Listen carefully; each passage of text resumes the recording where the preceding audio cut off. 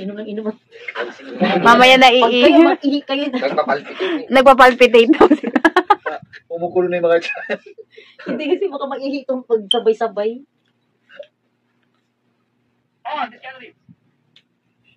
Yes! Good morning everyone! Happy Sunday! And of course, sobrang masaya kami in behalf sa Tanghalian. Yung last week na pilot episode namin, sobrang, oh my God, sobrang supportive ng mga kabunso natin dyan. At hi Mix, thank you so much na nag-guest ka sa amin. Sana mapakinggan mo naman ang mga request ng mga fans mo na dapat daw mag-regular ka na daw sa akin, o diba? Soon, malay natin, o diba? So thank you so much mga kabunso. At sana huwag kayong magsawa sa pagsusuporta sa amin, sa Tanghalian.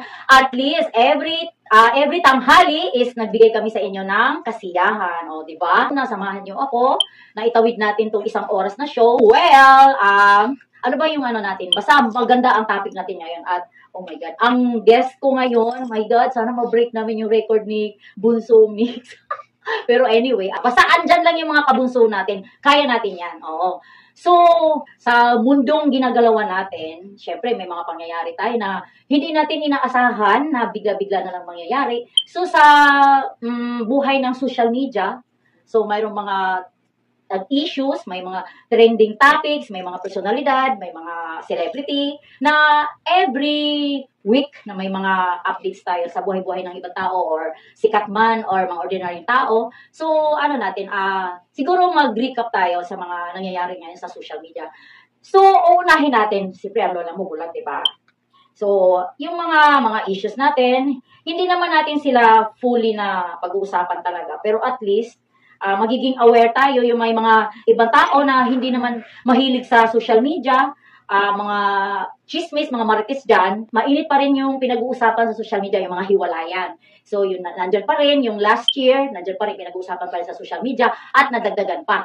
Kasi, balita natin, nakikita naman natin sa social media na may mga influencers tayo na hiwalayan daw, pero hindi ko na sila pangalanan kasi hindi pa naman natin confirm, kaya yan ang tandaan nyo ha, hindi lahat ng makikita natin sa social media ay totoo. Dapat i-check muna natin bago tayo mag-react kasi ang mga tao, ano pa naman, ang mga Pinoy pa naman, hindi pa nga binabasa, magre-react na dahil dun sa mga clickbait na yan na kunwari, itong nangyayari, tapos pag binasa mo, hindi pala yun ang laman ng balita.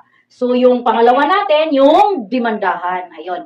Hindi tayo makikisaw-saw. Pero, syempre, open naman ng social media. Nakikita naman natin yung mga artista na nagdidemanda sa mga ilan natin mga kaibigan dyan sa press people like si Bea Alonzo, yan ang bago ngayon na dinimanda niya ng libel si Nanay Christie at saka si OG Diaz at iba pang mga kasamahan. Syempre, mag-Nanay Christie muna ako. Ako naman, mayroon ako experience kay Nanay Christie, pero hindi naman ako umabot na nagdidibandahan kasi medyo makapal naman ang mukha ko dyan sa mga issue.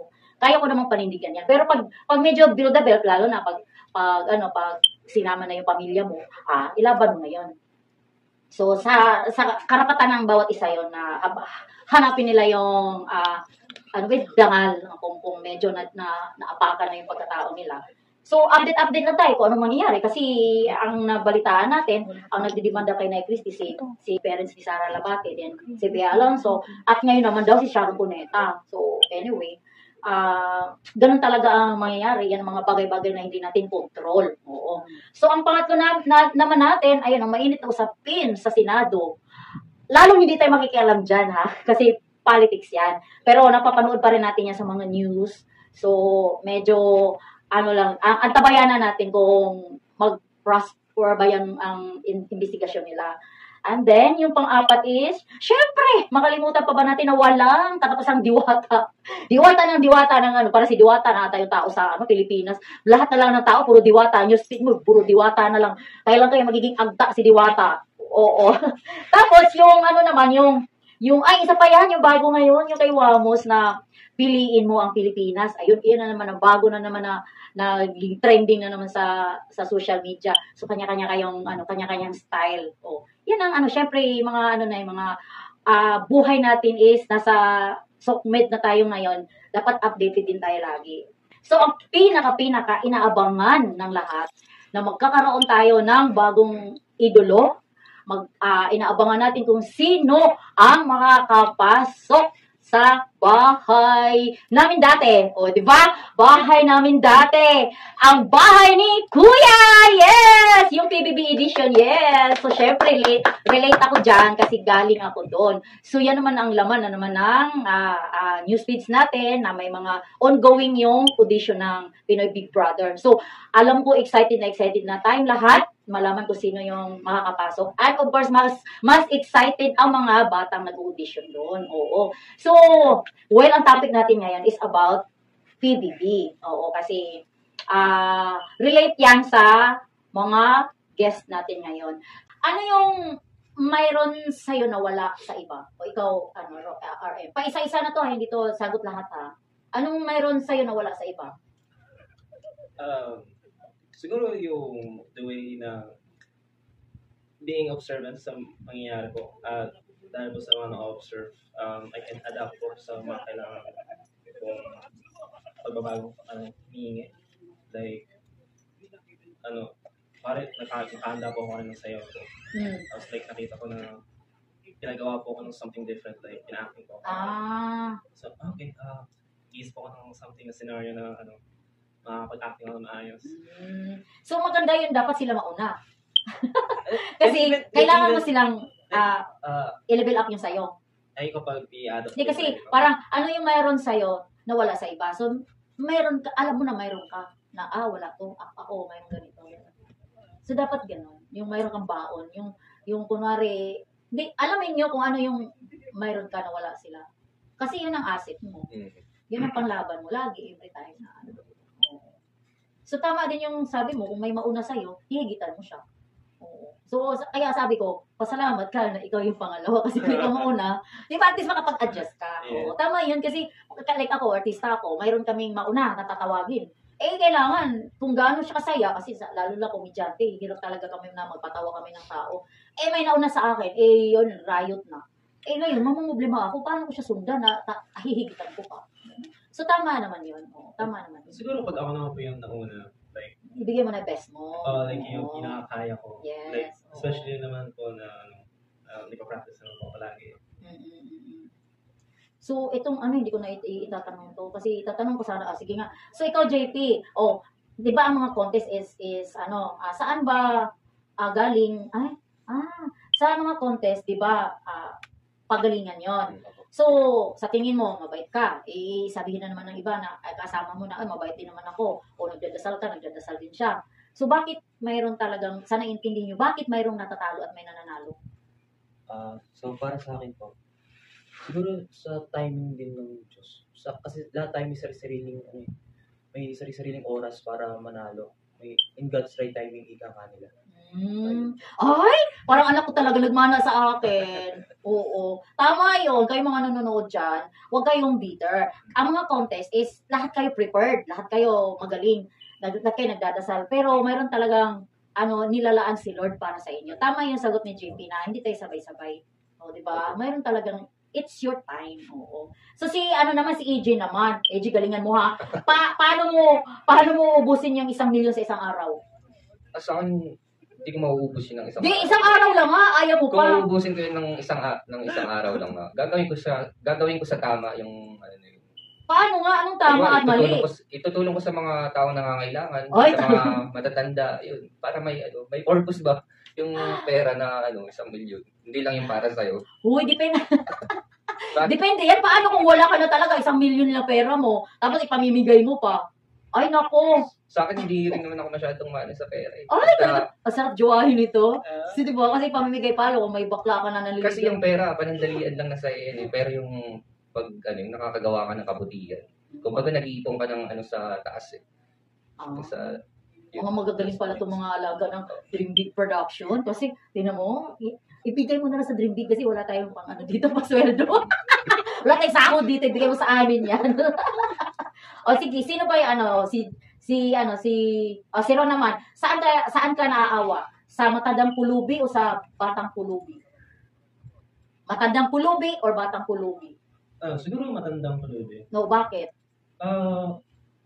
Kasi seeing yung people na, fragile na po, like, Hindi naman. So yung mga matatanda, fragile, pero I mean, bigla na lang sila mabasag. Na, hindi po parang ganun. Ibig sabihin ko, like, they're not as strong as their, yung katulad ng former selves po nila. Yeah. Tapos, saying na parang pulubi po sila as matanda is, like, parang mas nag-suffer po sila longer kasi, let's say na baka matagal na po sila ng pulubi. You don't know yung backstory po nila eh. So parang mas nakawa po ako sa pulubi na matanda. Na matanda. Okay. Parang, I want to take care of them. Okay. So, pwede pala ako, alagaan mo na lang ako. Oy, mga matrona dyan, Hindi kayo gagastos, alagaan. Kasi naawa siya sa mga.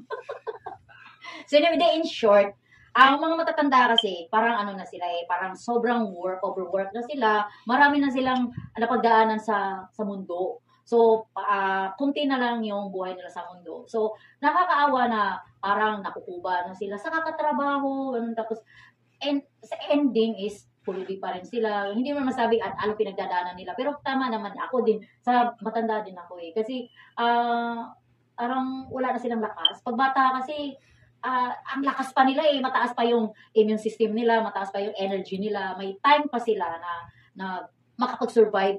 Ang mga matatanda, lamigan lang ng konti yan. Di ba? So anyway, so dito naman tayo kay GP. Kung ang kapatid mo nagkasala, ay kayo lang dalawa nakakaalam, isusumbong mo ba sa parents mo? Makagamit mo to sa PBB.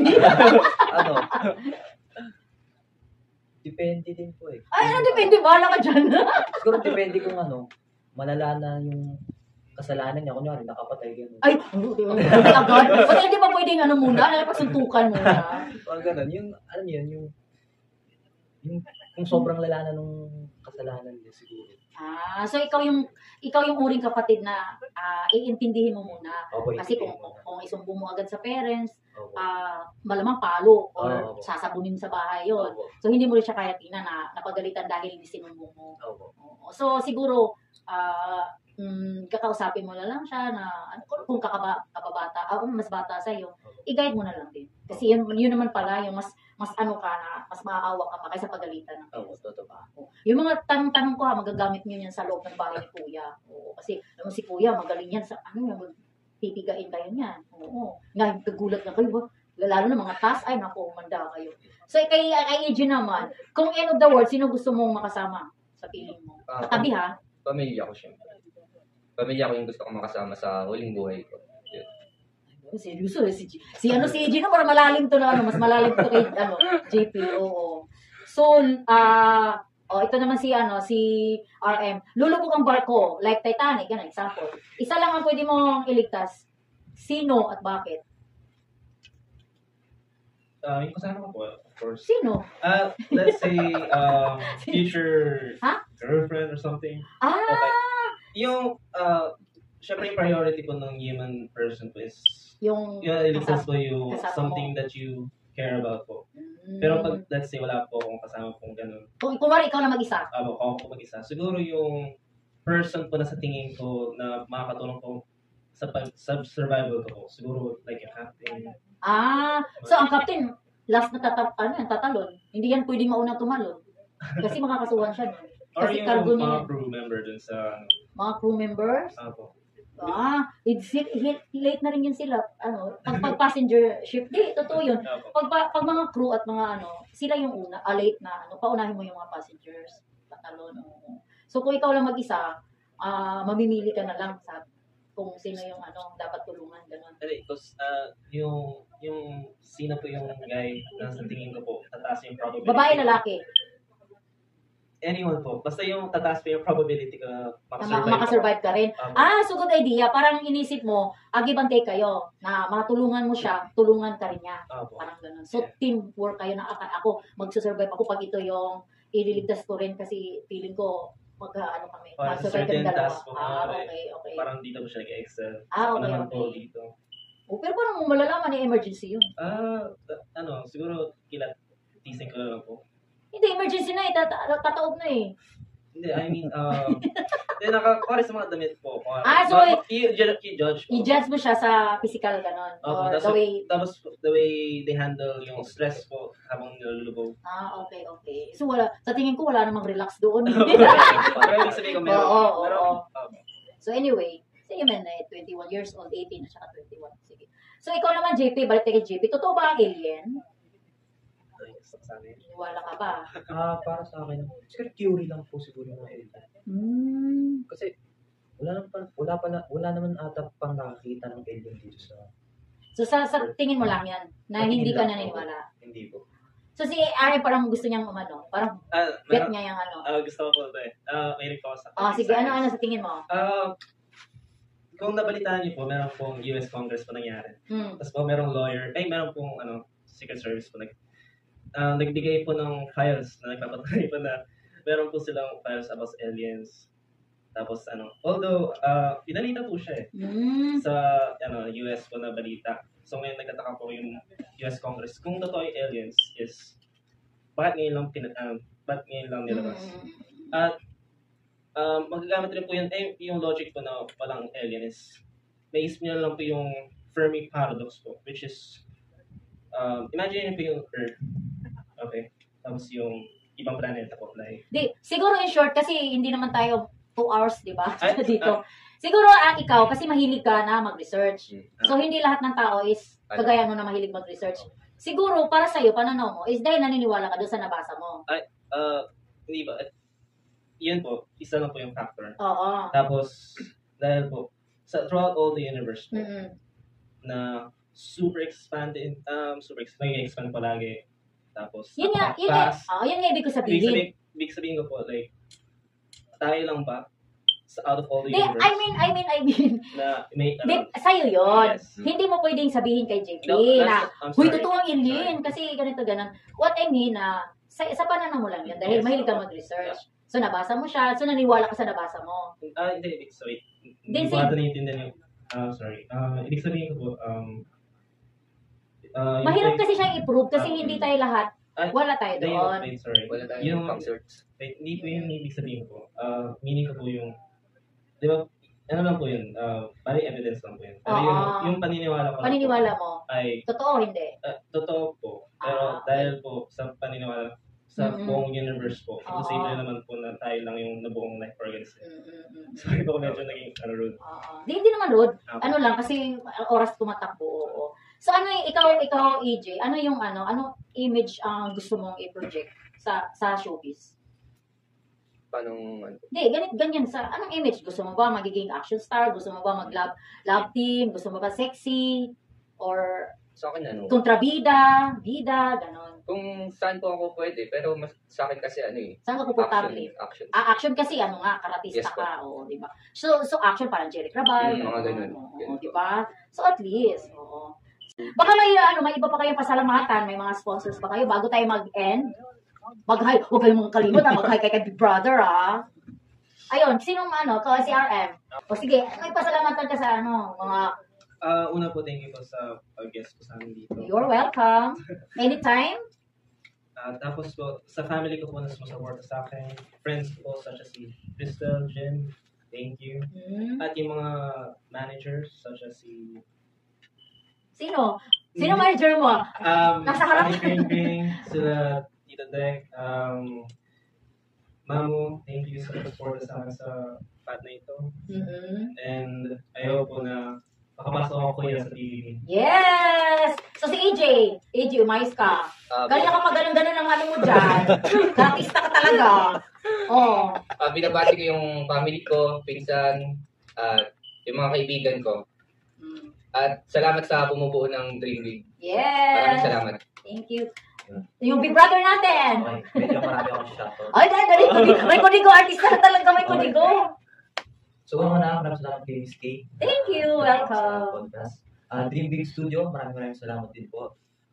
Kay Tito Mike Delara, kay Kuya Win, kay Ma'am Alpha, Carmina Valdez, kay Mamu, kay Tito Dek, mga kapatid ko, kay Ate Nicole, kay Ate Meme, kay Pio Romano, kay Ate Star, mga pinsan ko sa Batangas, mga lolo at lola ko, Tsaka pisa ko din sa QC. Mga tita ko din. Yun lang. Yeah! Ang galing. Pang-artista na si JP, oh. So, may mga ano ba kayo? May mga projects ba kayo na aabangan nila? Anong mga projects? Wala pa. So ang abangan nila yung PBB na lang na sana mapasok sila. So, bago naman mag-end, syempre meron tayong mga konting advice. So, sa PBB naman, advice ko sa inyo, sa ibang mga nanonood dyan, yung PBB is reality show yan. So, hindi yan acting, kulang acting doon. Reality is the way kayo, the way you live life, the way, ang buhay nyo sa bahay nyo. So, pagdating nyo dun sa bahay ni Kuya, same lang din, wala naman kayong babaguhin Kaya nga pipilian kayo kung sino yung deserving na maging winner. Kasi halatang-halata yan sa camera kung nagiging, trying hard, tapos hindi ikaw. Oo, kaya may nananalo at may natatalo. Kasi ang mga taong bayan ang nag-judge sa inyo, nakikita at nakikita yan. Kaya ang advice ko, be yourself and enjoy. Oo, kasi mga bata kayo, enjoy life lang. Then sa showbiz naman, kung makapasok na kayo sa showbiz, be professional. Number one time. Dapat ahead of time, kung ano yung oras na ibigay sa inyo ng call time, dapat mauna kayo. Hindi pwede yung laging late. Wala kayong trabaho na promise. Kahit gano'n kayo kagwapo, kaganda, kagaling, pag unprofessional kayo, wala kayo, kung sabi pa nila, wala kayong tuwang sa showbiz. Kasi ang number one talaga, be professional, oras talaga. Oo. So, doon nyo kasi mahahasa yung pagka-professional nyo, sunod-sunod na yun. Kung kaya nyo sundin yung oras, kaya nyo rin sundin lahat ng proseso ng showbiz. Yung acting, matatunan nyo yan through experience. So, life naman, about life, di ba? Dito na tayo sa, lalabas na talaga yung, natin dito edad. So, about life naman, so bata pa kayo, wala pa kayo masyadong experience. So, lang yan, basta makinig na kayo sa parents nyo, guidance kasi, kailangan nyo pa ng guidance ng parents nyo. Magiging respectful lang kayo sa mga nakakatanda sa inyo. And then, enjoy life. Basta, as long as wala kayo nakakapakang tao, wag yung isipin yung sasabihin ng ibang tao. Basta, lang, confident kayo na, wala man akong inaagabyadong tao at hindi ako masamang tao. Wag yung isipin yung mga negative na narinig nyo, lalo na sa social media. Wala silang maitulong sa buhay nyo. Kaya, mas focus kayo doon sa goals nyo. Yun, di ba? So, yun naman yun. Yun ang at least may, sa konting oras na pagsasama natin dito, mayroon kayong natutunan sa akin at yung mga nanonood din sa akin, may natutunan sa inyo, sa mga sagot nyo, at nabigyan natin sila ng konting kasiyahan sa isang oras na napanood nila tayo. Ayun, di ba? Yun. So, anyway, wala na tayong oras. Thank you so much. Yes, thank you so much na nagising kayo ng maaga kasi, pang tanghali kasi tayo, kaya pasensya na. At sana makita ko kayo ulit na sa TV. Yung sa TV na talaga, sa big screen. Andito yung support namin, lalo na ang Dream Big Production. Support kami sa inyo. Full support kami sa inyo. At good luck, guys. And I love you. Diba? Mga anak-anak. Thank you so much. God bless. Good luck. Brother! Big brother!